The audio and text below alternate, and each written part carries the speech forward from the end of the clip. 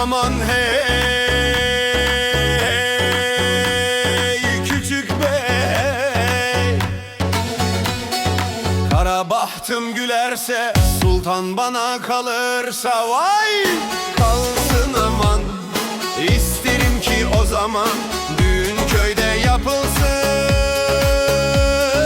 anam razı olursa vay vay. Hor görme hiç bu keli, aşmış nice engeli, ama her aşık gibi elbet birazdır deli.